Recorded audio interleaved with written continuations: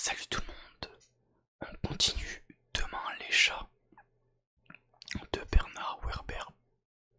Donc c'est parti, chapitre 5, de la difficulté de partager son territoire. On est à 8% du livre. Le jour se lève et je commence donc à m'assoupir lorsqu'un hurlement vrille les longs poils de mes oreilles. Nathalie vient de découvrir mon cadeau. Cependant, ce cri ne ressemble pas à un cri d'allégresse. J'entends mon nom répété plusieurs fois sur un ton de reproche. Elle ne semble pas apprécier mon cadeau. Je la rejoins avec nonchalance et constate alors que la souris a encore de délicieux spasmes d'agonie qui inviteraient n'importe qui à vouloir jouer un peu avec elle. Qu'elle a pris une pelle et un balai pour la mettre dans un sac poubelle, m'interdisait ainsi de la manger pour l'achever. Devant autant d'ingratitude, je manifeste mon mécontentement par des grognements.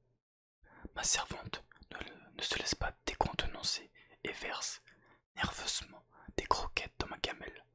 J'ose espérer que c'est ma récompense. Pour la souris, je pense que son comportement équivoque est peut-être lié à la mauvaise influence de cette télévision qui l'a fait pleurer en lui montrant le terrorisme et la guerre. Quant à moi, je suis ravi de connaître désormais le sens précis de ces informations grâce à mon voisin Pythagore. Lorsqu'elle s'est habillée, Nathalie quitte la maison. Je reste à nouveau seul chez moi et j'en profite pour, repu, m'endormir enfin. Le sommeil est quand même ma première passion. Je rêve que je mange. Je me réveille comme à mon habitude dans l'après-midi, alors qu'un rayon de soleil me lèche la paupière droite. Je m'étire jusqu'à l'extrême, mes vertèbres craquent, je bâille.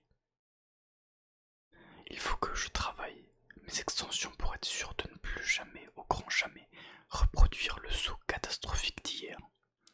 Sortie et rétractation des griffes pour m'améliorer, la rapidité du dégainé.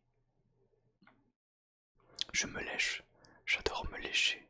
Ma mère m'a toujours dit que l'avenir appartient à ceux qui se lèchent tôt. J'en profite pour réfléchir à ce que je vais faire aujourd'hui. Nous, les chats, nous improvisons en permanence. Évidemment, j'aimerais bien continuer la conversation avec mon voisin, siamois, mais lui ne semble guère intéressé par ma personne, et je suis trop fier pour quémander quoi que ce soit. À un mal qui plus est, je décide donc de continuer seul mes recherches sur la communication interespèces en m'attaquant à un spécimen plus primitif, le poisson rouge dans le bocal de la cuisine.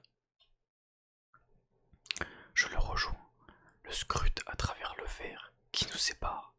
Probablement intimidé, il recule pour se placer le plus loin possible de moi. Bonjour, poisson. Je pose mes coussinets sur le verre et ferme les yeux pour envoyer mon message télépathique. Je me mets à ronronner. Nathalie l'appelle Poséidon. Je me dis qu'il a donc entendu ce nom plusieurs fois et qu'il comprendra mieux que je m'adresse à lui si je le nomme correctement dans mon esprit. Bonjour Poséidon. La petite carpe orange aux larges voilures souples s'enfonce précipitamment dans son décor de fausses pierres où il me devient presque impossible de la discerner. Qui osera évoquer les ravages de la timidité? À nouveau, j'envoie un message porté par mon ronronnement que lui dire « N'ayez pas peur ».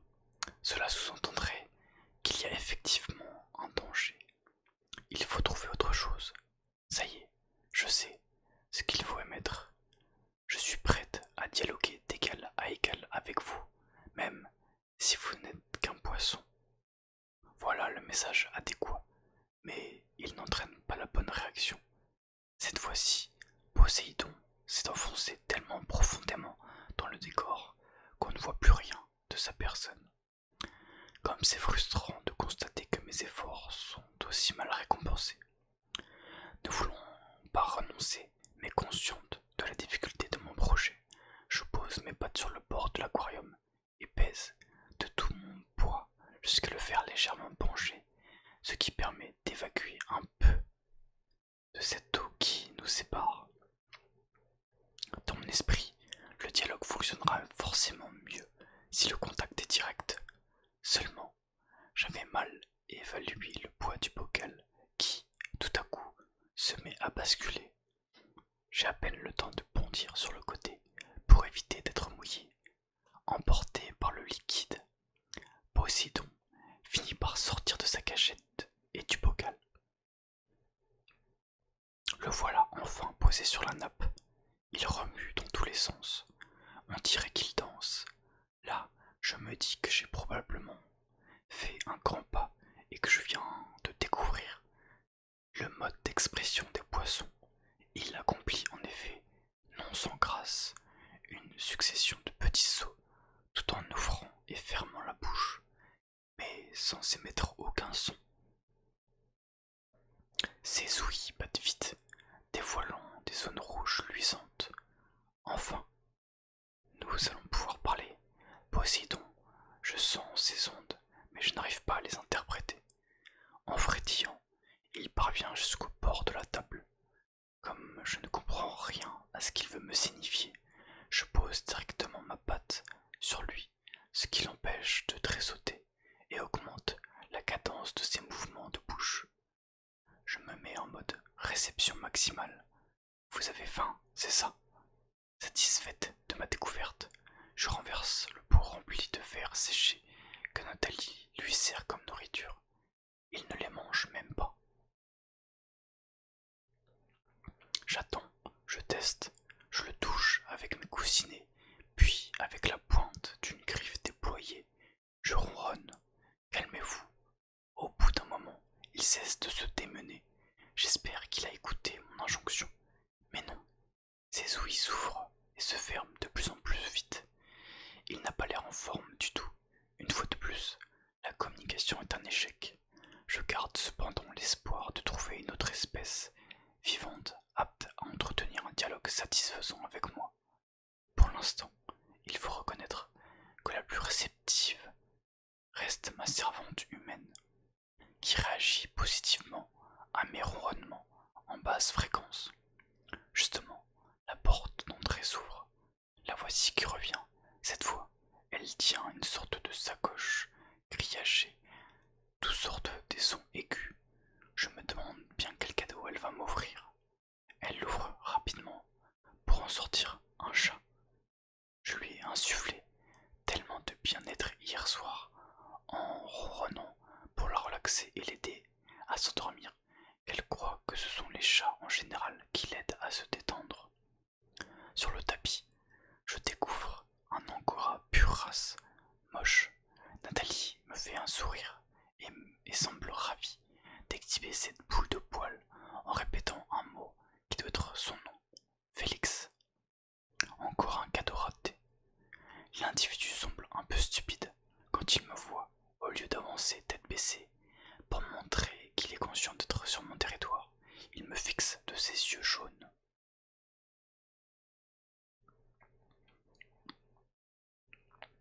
Ah, ce que je déteste les pures races. En plus, la couleur de sa fourrure est sans intérêt. Il est tout blanc.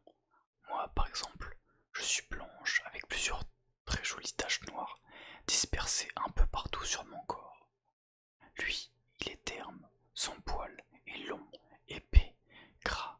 Comment Nathalie peut-elle avoir assez mauvais goût pour me choisir un mâle angora blanc aux yeux jaunes? Je manifeste aussitôt mon désintérêt en soulevant la queue et en lui montrant mon fondement. Mais cet imbécile se méprend. Au lieu de comprendre mon message de rejet, il croit que je souhaite une saillie. Voilà bien la stupidité des mâles pure race. Je suis obligé de lui donner un coup de patte, griffes déployées au tiers, pour lui faire comprendre que c'est moi qui décide de tout ce qui se passe ici. Pendant ce temps, Nathalie parle avec une intonation chaleureuse qui me laisse à penser penser qu'elle me croit ravie de devoir tout partager avec cet étranger surgi de nulle part. En guise de réponse, je gratifie le chat d'un second coup de griffe et lui signale clairement: toi, tu ne me plais pas, fiche le camp. Aussitôt, il se met en position de soumission. De toute façon, il est hors de question qu'on m'impose mon compagnon. Pendant ce temps, mon humaine a découvert le sort de Poséidon, et avant qu'elle n'ose émettre le moindre reproche, je déteste qu'on tente de me culpabiliser. Je décide de quitter la pièce pour circuler à l'étage. Ce qui est arrivé est autant la faute de ce poisson obtus que la mienne. Il aurait dialogué, on n'en serait pas là. Félix, croyant que je veux lui faire visiter la maison, me suit entre-temps joyeusement que dressé. Lorsqu'il tente une nouvelle approche affectueuse, je fais le dos rond et lui crache au visage. Je pense qu'il a saisi à quel genre de femelle il a affaire. Il trouve une posture de soumission encore plus prononcée que la précédente. Évitant mon regard, oreille aplatie en arrière, pelage lisse, que cette voix rabattue proche du corps, accroupi tête baissée et miaulant imperceptiblement. Ah, les mâles, ils fanfaronnent toujours, mais au final, ce sont tous des individus faibles, faciles à impressionner dès qu'on est une femelle qui sait ce qu'elle veut et, surtout, ce qu'elle ne veut pas. Je profite de sa position pour lui uriner sur la tête, afin qu'il saisisse bien qui établit les règles ici, et puis, comme ça, ses poils seront assortis à ses yeux. Il me parle, et je l'écoute à peine, mais je consens à engager un début de dialogue avec cet étranger stupide pour lui faire savoir qu'il n'a pas le droit d'approcher de ma gamelle et qu'il doit manger après moi. De même, il n'a pas le droit de pisser ou de déféquer dans ma litière. Si Nathalie ne pense pas lui en offrir une, il devra se retenir ou sortir pour faire ses besoins. Je lui indique que la fenêtre de la chambre du premier étage permet de scruter la rue. Je m'aperçois alors que l'école est toujours fermée. Il n'y a plus de ruban jaune qui ferme la rue, plus d'hommes en combinaison blanche qui ramassent des bouts de métal, mais une accumulation de bouquets de fleurs, de bougies et de photos de jeunes humains devant la porte. Ils ont dû poser ces décorations durant mon sommeil. Félix jette un regard rapide sur la scène et me demande de quoi il s'agit, mais je ne me donne pas la peine de lui expliquer un phénomène aussi complexe que le terrorisme. Je n'ai pas le talent de Pythagore.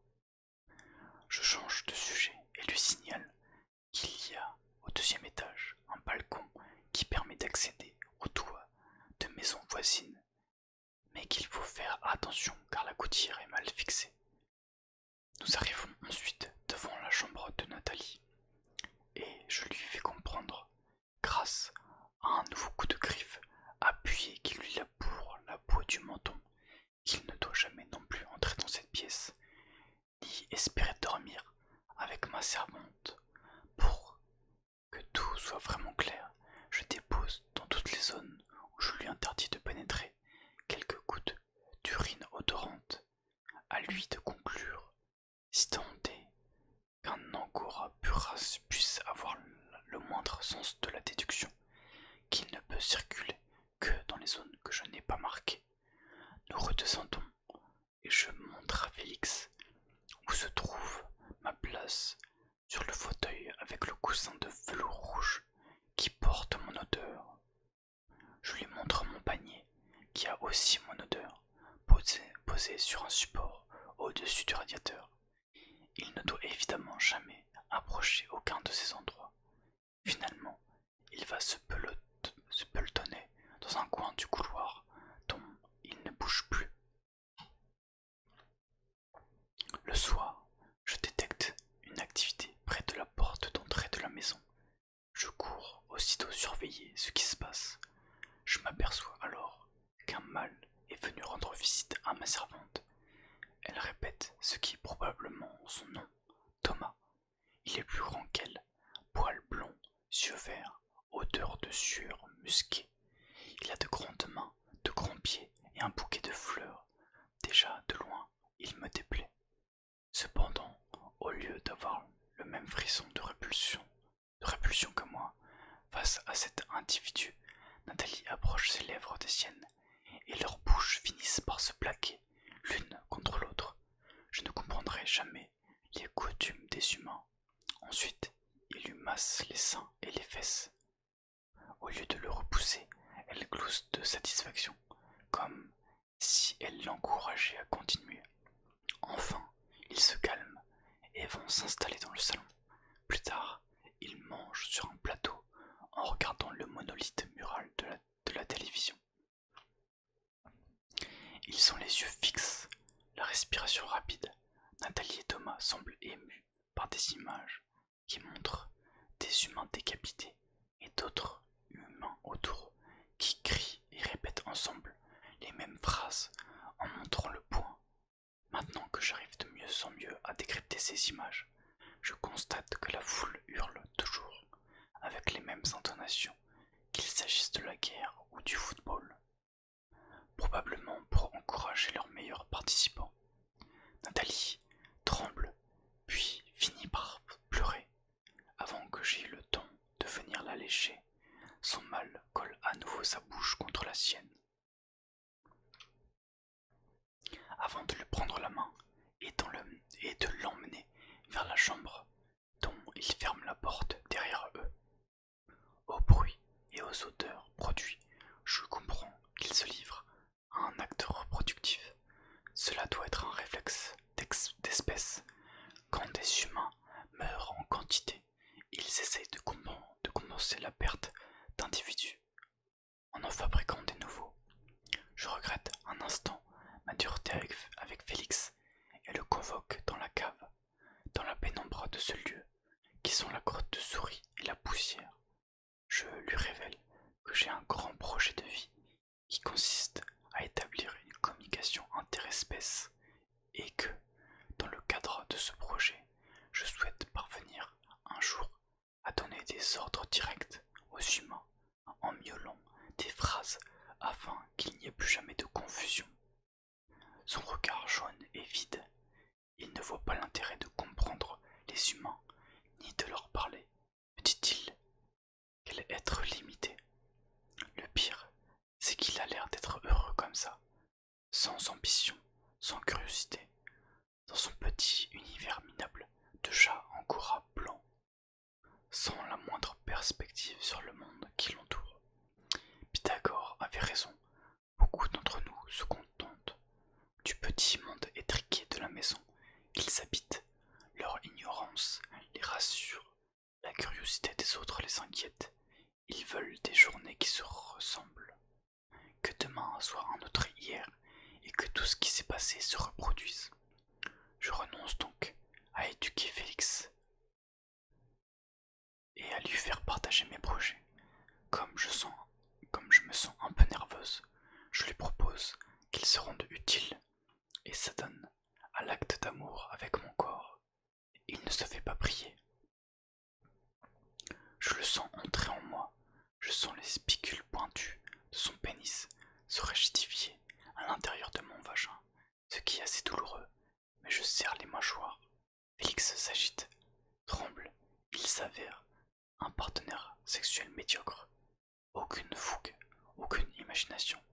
Il ne me mord même pas dans le cou, alors que j'adore sentir deux bonnes canines me labourer la nuque. Durant la montée du plaisir, je pense à Pythagore pour m'inspirer. C'est peut-être cela, la principale différence entre la sexualité des humains et celle des chats. Nous avons besoin de sentiments pour faire l'amour, alors que pour eux, ce n'est qu'un acte reproductif, servant à se soulager quand ils sont trop nerveux ou inquiets pour la survie de l'espèce. Félix s'excite rapidement avec une énergie mal contenue. Il ne sait pas encore canaliser ses sentiments à mon égard. Le frottement m'irrite. Je libère un miaulement que l'angora doit prendre pour un cri d'orgasme. Il se dégage. Ce fut bref, tout au plus quelques dizaines de secondes. Normalement, après l'amour, j'aime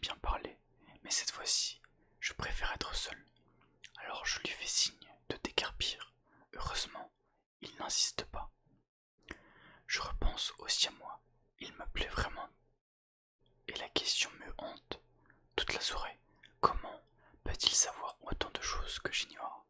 Je monte m'installer sur la rambarde du deuxième étage pour observer le balcon d'à côté. Comme il n'apparaît pas, je miaule pour l'appeler. J'ai l'impression de distinguer une silhouette derrière les rideaux de la chambre. Serait-ce lui? Cependant, même si la fenêtre est entr'ouverte, il ne se montre toujours pas. Je suis sûr qu'il m'a entendu. Et s'il reste calfeutré derrière les rideaux, c'est qu'il ne souhaite pas reprendre la conversation avec moi. Il regrette peut-être de m'avoir livré autant de connaissances sur les humains, à moins que je ne l'intimide. J'aimerais tellement qu'il continue à m'expliquer ce qu'est le terrorisme et aussi cette guerre qui va progressivement arriver ici, mais qu'on ne surveille pas, mais qu'on ne surveille pour l'instant qu'à la télévision. Je cesse de miauler et fais revenir Félix pour qu'il m'honore encore, pour me détendre. Quant à toi, Pythagore, un jour, je le sais, je te posséderai, parce que rien n'arrête une chatte déterminée. Je n'aime pas qu'on me snobe. Voilà, c'est la fin du chapitre 5. Chapitre 6. Chez lui. Chaque jour, il se passe quelque chose dans le monde, et chaque jour, j'ai l'impression que je dois être attentive à ce que cela peut m'apporter de positif ou de négatif. Après l'attaque de l'école, l'arrivée de la télévision, la dégustation des larmes de Nathalie, la rencontre avec Pythagore et l'arrivée de Félix, je pensais que j'avais eu mon lot d'événements extraordinaires pour la semaine. L'histoire, pourtant, a continué de s'accélérer. Peut-être l'univers, suite à la décision que j'ai prise de communiquer avec lui, me répond-il en m'envoyant des signes. Aujourd'hui, je me lève dans l'après-midi et rejoins le balcon. Un oiseau du genre moineau vient gazouiller près de moi. C'est un chant assez mélodieux, avec des trémolos aux vibrations subtiles. Je me dis que ce volatile souhaite peut-être communiquer, et qu'ensemble, représentons les plus audacieux de nos espèces respectives, nous allons enfin réussir là où j'ai échoué avec les souris, les humains et les poissons. Je marche dans sa direction, en équilibre, sur la rambarde. Le moineau me laisse approcher en me regardant alternativement de son œil droit et de son œil gauche. Il a les yeux sur les côtés et ne peut donc rien fixer de face. Je ronronne un bonjour moineau. Il ne bouge pas et répond en gazouillant une mélodie encore plus harmonieuse. Est-ce possible qu'il ait compris et me réponde? Je continue d'approcher. À ma grande surprise, il recule en sautillant sur ses petites pattes. J'avance donc un peu plus. Pouvons-nous dialoguer ensemble? Il ne répond pas et se place à l'extrémité de l'angle du balcon. Je sais que je vais bientôt arriver dans une zone où je risque de tomber. Normalement, je sais me rattraper, mais à cette hauteur, ce n'est pas garanti. Et nous, les chats, avons les os fins, donc fragiles. Il recule encore un peu et émet un long gazouillis, complexe, bien modulé. On dirait une invitation. Une question pointe tout à coup dans mon crâne. Ce moineau ne serait-il pas en train de profiter de ma volonté du dialogue interespèce pour me tondre un traquenard? Plus je l'écoute gazouiller, plus j'en viens à la conclusion qu'il se fiche ouvertement de moi. Alors que j'approche de la zone dangereuse, il s'envole d'un coup, me laissant en équilibre instable sur le bord du balcon. Pas de doute, cette sale bestiole a voulu profiter de mon goût pour la communication, pour essayer de me faire choir. Je me récupère de justesse, même pas peur, même pas mal, et de là, je me force à penser à autre chose pour ne pas laisser la colère monter. Je scrute le balcon de la maison de Pythagore, comme cet endroit me semble intrigant.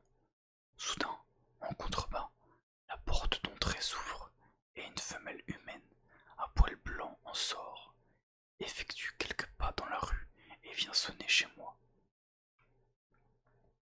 J'entends ma servante accourir dans le hall et l'accueillir. Les deux femelles humaines se parlent dans leur langage incompréhensible. J'ai à peine le temps de descendre de mon promontoire et de foncer au rez-de-chaussée pour venir trotter dans leurs jambes, que déjà Nathalie a enfilé son manteau et qu'elle sorte. Les deux femelles franchissent la petite distance qui sépare leurs deux maisons. Je les suis dans la rue. Il y a encore plus de fleurs, de bougies et de photos qu'hier devant l'école maternelle. Je me faufile entre leurs pattes et nous entrons dans sa maison. Je perçois des odeurs exotiques au milieu d'un décor singulier. Les deux humaines s'assoient dans des fauteuils et celle au poil blanc propose à ma servante de l'eau chaude teintée de jaune. J'ai humé ce n'est pas de l'urine dans des petits récipients. Pendant ce temps, j'analyse notre hôtesse. Ma servante l'appelle Sophie. C'est une vieille humaine, toute ridée. Mais ses yeux marrons sont vifs et mobiles. Il émane d'elle un parfum de rose. Elle appelle Pythagore. Et comme il ne se montre pas, elle part le chercher. Puis, une fois revenu au salon, le dépose face à moi. L'espoir renaît. Peut-être que nos servantes souhaitent que nous ayons une relation sentimentale approfondie entre chats voisins. Nous nous reniflons mutuellement, faisons semblant de nous rencontrer pour la première fois. Et, alors que je m'apprête à entamer la conversation, il dégarpit. Je le suis dans sa cuisine et le provoque en mangeant dans sa gamelle. Moi, il ne faut pas me chercher, je suis comme ça. Mais il ne daigne pas m'empêcher de le faire, ni même me regarder. Même si ses croquettes sont moins bonnes que les miennes, je fais semblant de m'en délecter. Puis, je vais pisser dans sa litière. Cette fois encore, il ne fait rien pour m'empêcher d'agir. Au contraire, il disparaît, comme s'il n'avait même pas vu que j'étais là. Je pars à sa recherche, et, dans une des pièces à l'étage, je tombe sur une congénère cachée derrière la porte vitrée d'un meuble. C'est une chatte avec une fourrure similaire à la mienne, une femelle de mon âge qui plus est. Je comprends tout à coup pourquoi Pythagore ne s'intéresse pas à moi. Il a déjà sa propre femelle à la maison. Je m'approche de près. Je distingue clairement qu'elle a un petit cœur noir posé sur le museau et des yeux verts, même si elle a la même couleur de fourrure que moi. Tout dans sa dégaine me repousse. Elle est vulgaire et arrogante. Je la fixe et m'avance vers elle. Elle fait de même. Je me place en mode intimidation, dos courbé et pelage dressé, pour avoir l'air plus grosse. Elle m'imite. Il va falloir passer à l'étape suivante. Je lance ma patte en avant de manière agressive. Elle aussi. Je m'approche et je crache. Elle crache. Nous nous donnons des coups de patte, mais la vitre nous empêche de nous blesser. Vraiment. Heureusement qu'elle est là, d'ailleurs, sinon je lui aurais arraché les moustaches à celle-là. Je me retourne et lève la queue pour lui montrer ce que je pense d'elle. Évidemment, elle me copie. Je renonce à l'humilier davantage et retourne dans le salon, où les deux servantes continuent de palabrer. Pythagore est toujours absent et je commence à me sentir humilié par cette situation. Pourquoi me traite-t-il ainsi? À cause de sa femelle là-haut? Parce qu'il a un capuchon de plastique mauve sur le crâne qui lui permet de savoir des choses sur les humains. De dépit, je m'installe sur les cuisses de ma servante et la laisse caresser mon joli crâne exempt de troisième œil, puis me retourne pour exhiber mon ventre qu'elle caresse aussi. Ainsi, je montre bien à tous que j'ai dressé mon humaine pour me satisfaire. À notre retour à la maison,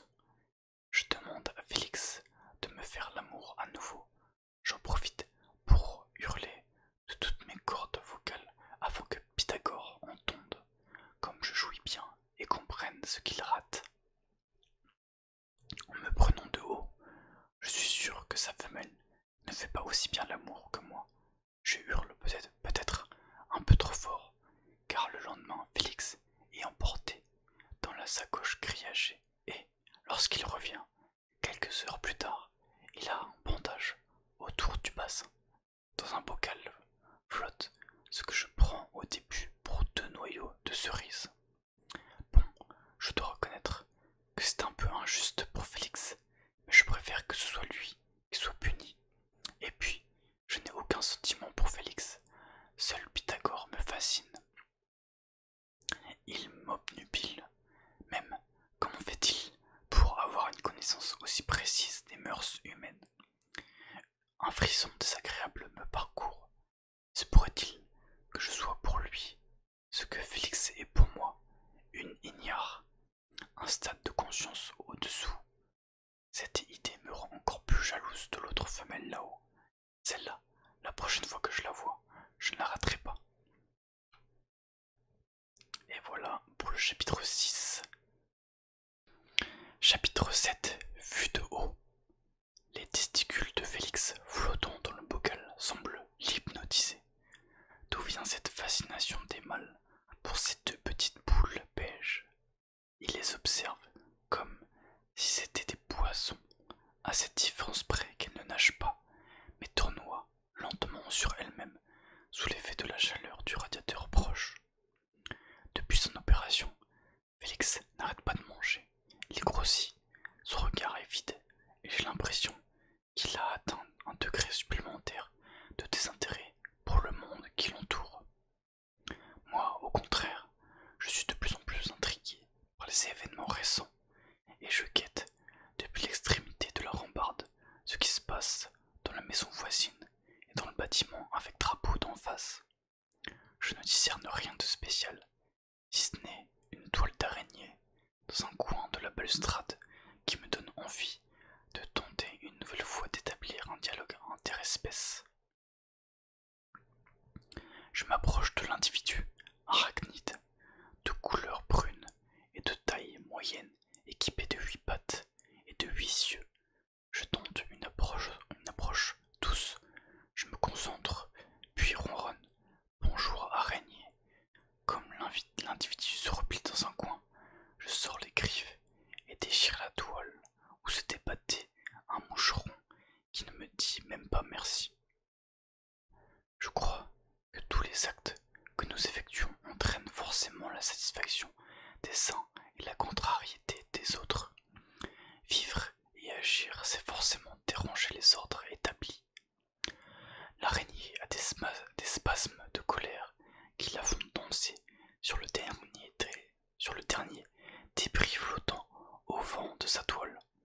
Je la sens encore moins motivée par un possible dialogue, mais je ne veux pas renoncer. Je m'approche plus près d'elle, m'apprêtant à la toucher, lorsque, soudain, un miaulement agressif attire mon attention. Je reconnais cette voix. Je me penche un peu plus sur la droite, au risque de chuter, et repère au loin Pythagore, juché dans les branches hautes d'un marronnier. Il y est coincé, un gros chien à bois, furieusement au pied de l'arbre. Le siamois crache et fait le dos rond. Mais que peut un vieux chat, maigre comme un molosse qui fait 4 fois sa taille? Je perçois chez mon congénère une onde de panique. Pas de doute, il n'y a que moi qui puisse le sauver. Mon premier contact avec les chiens a eu lieu dans l'animalerie où j'ai passé mon enfance. En entendant les chiots aboyer, j'avais demandé à ma mère pourquoi ces animaux produisent autant de nuisances sonores. Parce qu'ils ont peur de ne pas être adoptés par les humains. M'avait-elle expliqué? Cela m'avait semblé saugrenu. Peur de ne pas être pris par les humains. Ils avaient donc si peu de dignité. Ils étaient si peu capables d'apprécier la solitude et la liberté qu'ils avaient à ce point besoin d'humains pour s'occuper d'eux. Ma mère m'avait ainsi expliqué que nous étions les maîtres des humains et que les humains étaient les maîtres des chiens. Mais de qui les chiens étaient-ils les maîtres? Elle m'avait répondu: des puces qu'ils ont sur le dos, car elles oublient de se lécher pour se nettoyer. Par la suite, j'avais découvert en me promenant aux alentours de la maison que les chiens sont tellement primitifs qu'ils déposent leur déjection dans la rue, directement au milieu du trottoir, sans même les enterrer. Ils n'ont pas le moindre rudiment de pudeur ou d'hygiène. Mais pour l'instant, l'urgence est de faire fuir ce spécimen canin qui terrorise mon voisin. Il faut que j'improvise rapidement une stratégie qui compensera mon infériorité de carrure. Je descends au rez-de-chaussée et sors dans la rue, par la chatière. Je trotte pour rejoindre le lieu du tram. Dans un premier temps, pour faire diversion, je miaule et crache en faisant le dos rond. Le chien se retourne et j'adopte aussitôt une posture de combat. Regard fixe, pupilles contractées, moustache en avant, babine retroussée, poils des épaules hérissés, arrière-train relevé, pour être prête à bondir, cul en position basse, pour gagner en aérodynamisme. Je lis l'hésitation dans le regard du chien. Pour l'aider à faire son choix, je saute sur le dos de la voiture, la plus proche pour le dominer. Je le fixe de manière encore plus provocante en miaulant, même pas peur. Puis je mime des coups de griffe dans l'air et ajoute « Viens te battre, chien !» Le molosse se décide enfin à me poursuivre. Même si je suis svelte, souple et rapide, je galope rarement dans la rue et je dois reconnaître que mon poursuivant est naturellement doté d'une puissance musculaire supérieure. Je cavale sur les pavés, mais le chien gagne du terrain. Quels sont ces humains inconscients qui le laissent dans la rue comme ça, sans laisse ni surveillance? J'analyse très vite la situation et en conclus qu'il faut que je mise sur mes spécificités. Je maîtrise mieux les changements brusques de direction, car j'ai la possibilité de rétracter mes griffes.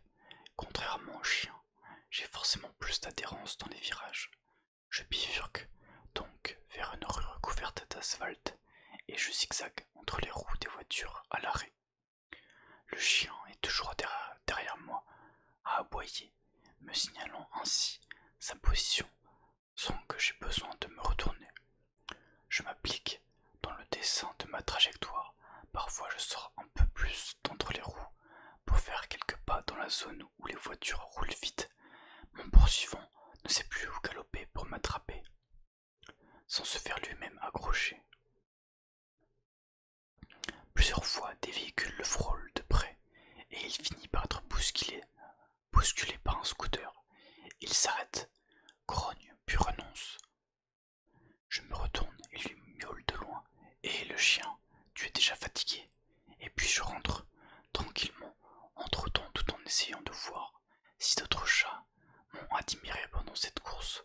Au cas où, je dodeline fièrement de la tête, même si j'ai toujours eu le triomphe modeste. J'espère bien que l'incident sera relayé par des témoins quelconques. Je ne pense pas que les rapports entre chats et chiens puissent être modifiés en profondeur par cette brève rencontre, mais je me dis que j'ai quand même rappelé à ce chien que ce n'est pas un hasard si les humains nous obéissent.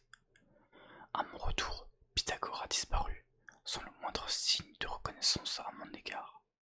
Je rejoins ma maison, frustré. Je ne me donne même pas la peine de répondre à Félix quand il me demande où j'étais passé. Ce n'est qu'à la nuit tombée, alors que nos servantes sont endormies, quand j'entends un appel provenant de la maison voisine. Je me fais un peu attendre, évidemment, avant de consentir à sortir le bout du museau. Pythagore est là, à l'extrémité de la rambarde du balcon voisin. Je me place en face de lui sur mon balcon, et nous nous toisons. Je le trouve très distingué avec ses grands yeux bleus et son port de tête. Il miaule. Viens. Je ne me le fais pas dire deux fois. Comme je ne veux pas risquer de rater mon saut jusqu'à sa maison, je descends, sors par la chatière, puis le rejoins chez lui en passant par sa propre chatière. Il m'accueille sur le seuil et, comme sa servante dort, me propose de m'installer face au feu de cheminée, dont les braises sont encore rougeoyantes. Les lueurs oranges se reflètent dans ses yeux. Merci de m'avoir secouru. Je regrette de t'avoir mal accueilli la dernière fois, mais je m'en voulais de t'avoir donné trop d'informations d'un coup. C'est mon défaut. J'ai tendance parfois à étaler mes découvertes pour impressionner mon interlocuteur, a fortiori si c'est une femelle, même si je ne le connais pas bien. Ensuite, je m'en veux de ne pas avoir su être plus circonspect. Tu m'as appris beaucoup de choses et je t'en remercie. J'aurais dû avoir plus d'égard envers toi. Tu es en couple, je comprends que tu te méfies d'une femelle étrangère. Fut-elle ta voisine? Non, je n'ai pas de femelle. J'ai vu celle-ci. J'ai vu celle qui vit dans ta chambre. Mais il n'y a pas d'autre chat que moi dans cette maison. Et elle, là-haut, c'est qui? Pour en avoir le cœur net, je file à l'étage. Il me suit. La chatte noire et blanc est toujours là. Elle est même accompagnée d'un autre chat, un siamois, assez semblable à Pythagore. Ceci est un miroir, m'explique-t-il. C'est un objet humain qui permet de refléter ce qu'il y a en face. Cette chatte que tu vois, c'est toi, et le chat à côté, c'est moi.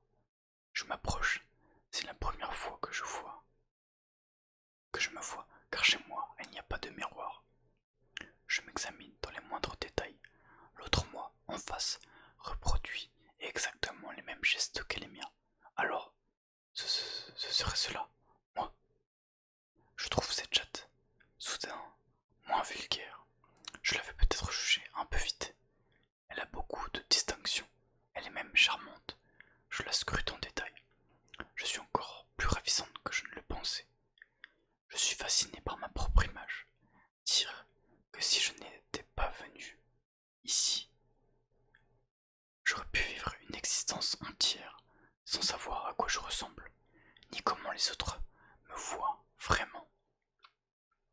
Quelle révélation! Pythagore, qui semble très à l'aise avec son reflet, pose une patte sur le miroir. Je l'imite.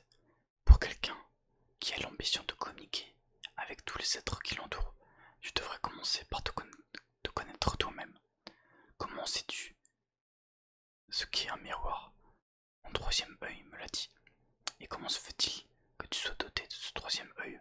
Pourquoi moi je n'en ai pas? J'ai un secret. Viens, sortons.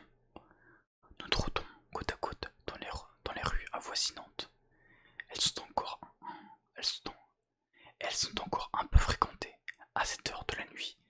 Bien qu'il ait emménagé récemment, Pythagore semble parfaitement connaître le quartier, et il me guide dans plusieurs ruelles éclairées par des réverbères jusqu'à une place où beaucoup d'humains sont assis.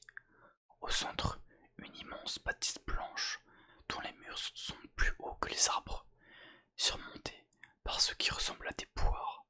Pythagore me désigne un passage sous une grille qui permet d'accéder à un soupirail. Nous rejoignons ainsi une salle haute et large avec de magnifiques vitraux, des peintures et des sculptures. Es-tu déjà venu ici? Questionne-t-il. Non, dis-je impressionné. Il me guide vers un escalier en colimaçon dans lequel nous nous engageons. C'est long et fatigant, mais nous finissons par aboutir à un point très élevé d'où l'on bénéficie d'un panorama extraordinaire sur la ville. J'ose un regard vers le bas et constate qu'une chute me serait fatale. Cette tour est plus haute que plusieurs arbres, mis les uns sur les autres. Le vent, à cette hauteur, ébouriffe ma fourrure et fait des vagues dans le poil gris de mon congénère. Même mes moustaches ploient sous les bourrasques, ce qui est une sensation très désagréable. J'aime les points de vue élevés. C'est pour cela que tu étais en haut de l'arbre quand le chien t'a menacé. Je me place toujours en hauteur. Or, nous avons les griffes faites pour monter et non pour descendre, ce qui nous oblige à sauter. Mais comment le faire quand un berger allemand vous attend, grognant en bas? J'observe le paysage autour de nous. Partout ça scintille de petites lumières lumière jaune et immobile, et d'autres blanches ou rouges qui bougent. Celle-là, ça c'est leur ville, dit-il, la ville des humains. Je me suis rarement éloigné de ma maison. Je ne connais ma cour. Je ne connais que ma cour, la rue en face et quelques toits avoisinants. Les humains construisent ces maisons par milliers, les unes près des autres. À perte de vue, cette ville-ci se nomme Paris. Paris, je répète. Cette colline, c'est le quartier Montmartre, et là où nous sommes maintenant, c'est un de leurs monuments religieux, la basilique du Sacré-Cœur. Tu sais tout cela grâce à ton troisième œil. Il ne répond pas à ma question. Je regarde l'immense panorama qui s'offre à nous. Je ne comprends pas tout ce que me dit Pythagore, mais peut-être qu'à force de l'écouter, je vais naturellement finir par faire des recoupements qui me permettront de mieux saisir le sens de ces phrases. Le vent redouble et nous déstabilise. Je change d'appui. Je veux apprendre tout ce que tu sais.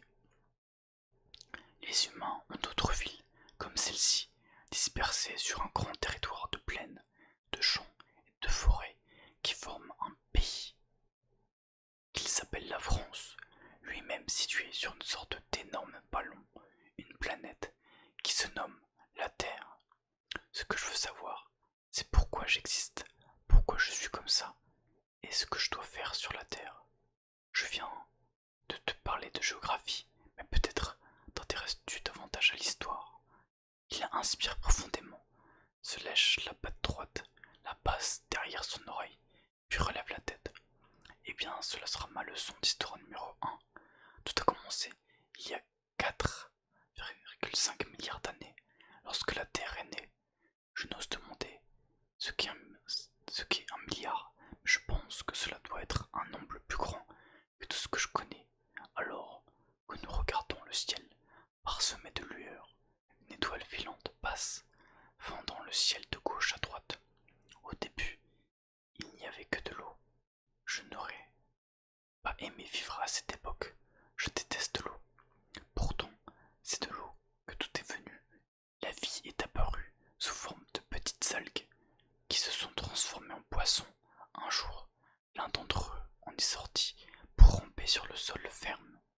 Je ne pose pas de questions pour ne pas le couper dans le fil de son récit. Mais quand il parle de poisson, est-ce qu'il veut dire un animal comme Poséidon? Ce premier poisson est parvenu à survivre et à se reproduire. Ses descendants se sont transformés en lézards, qui se sont mis à grossir et à devenir de plus en plus grands. On les a appelés dinosaures. Les dinosaures étaient grands comment?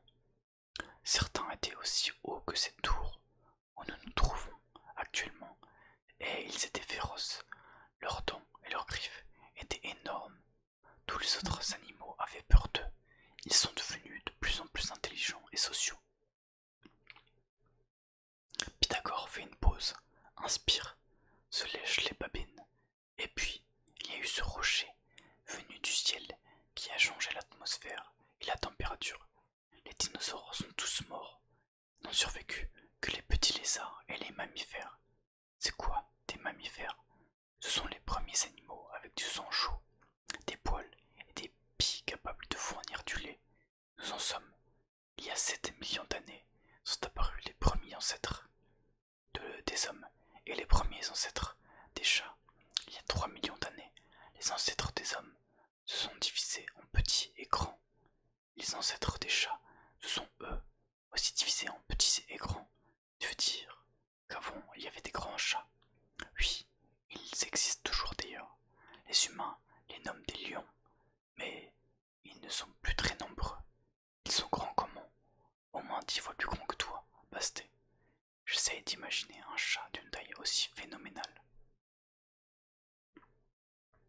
Mais l'évolution a avantagé les plus petits, plus intelligents. La branche des petits hommes et celle des petits chats ont ensuite évolué en parallèle jusqu'à il y a 10 000 ans. À cette époque, les humains découvrent l'agriculture, l'art de réunir des plantes pour les récolter. Ils se mettent à stocker des réserves de céréales, mais cela attire les souris qui à leur tour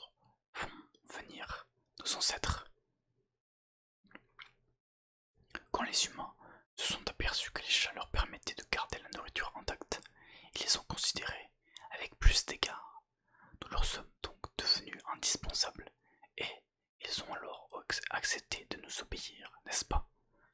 Par la force des choses, humains et chats, à cette époque, s'entendaient bien. Donc, les chats se sont volontairement rapprochés des hommes, si je comprends bien. Nous les avons choisis, nous les avons aidés à mieux vivre, et ensuite, ce sont eux qui ont décidé de nous loger et de nous nourrir. On a retrouvé sur l'île de Chypre une tombe vieille de 7500 ans, dans laquelle un squelette d'homme reposait à côté de celui d'un chat. C'est quoi une tombe? Une fois qu'ils sont morts, au lieu de laisser les autres animaux les manger, voire de les manger eux-mêmes, les humains mettent les cadavres de leurs congénères sous terre, et ce sont les vers qui les mangent.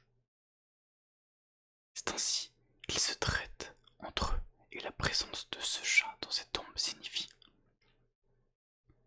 qu'ils nous considéraient comme importants.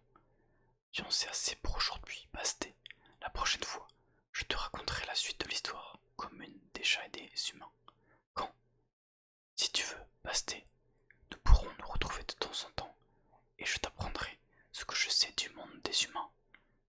Tu comprendras, peut-être, qu'avant d'essayer de dialoguer avec eux, en mode réception-émission, nous pouvons commencer par assimiler leurs connaissances en simple mode réception, car celles-ci sont vraiment très surprenantes pour une chatte. La pensée ignorante qui n'a pas de troisième œil.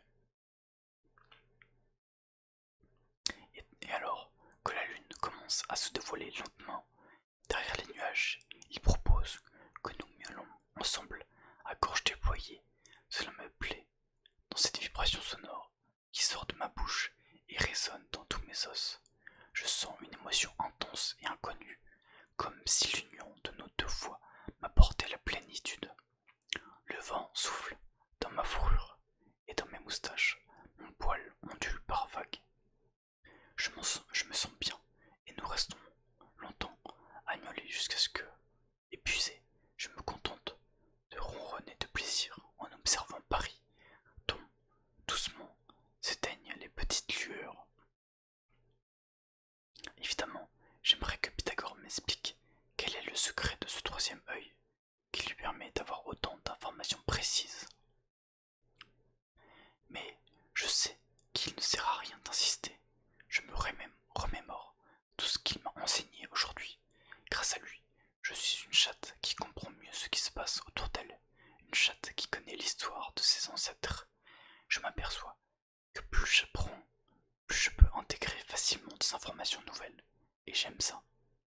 Nous redescendons la tour de la basilique et avançons dans les rues de la colline de Montmartre. Je trouve mon compagnon gracieux.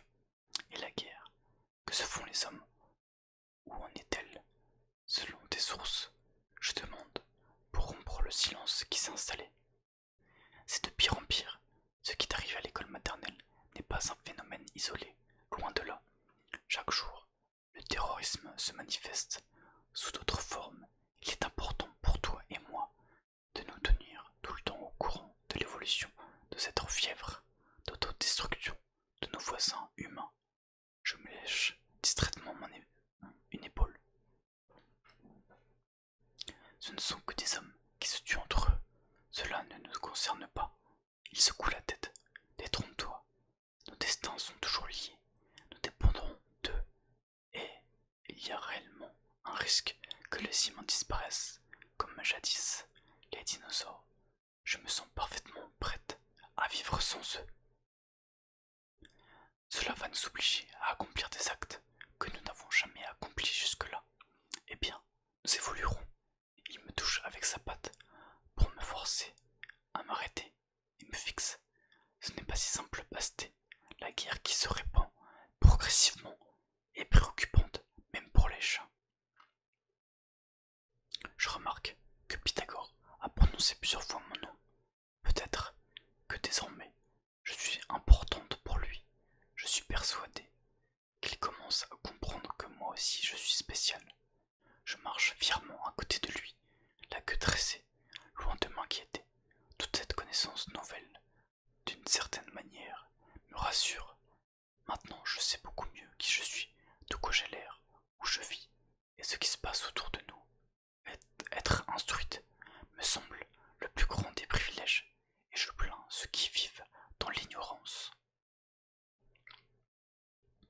voilà, c'est la fin de l'épisode 7. J'espère que ça vous a plu, ces 3 petits chapitres. Et je vous dis à la prochaine. Allez, salut!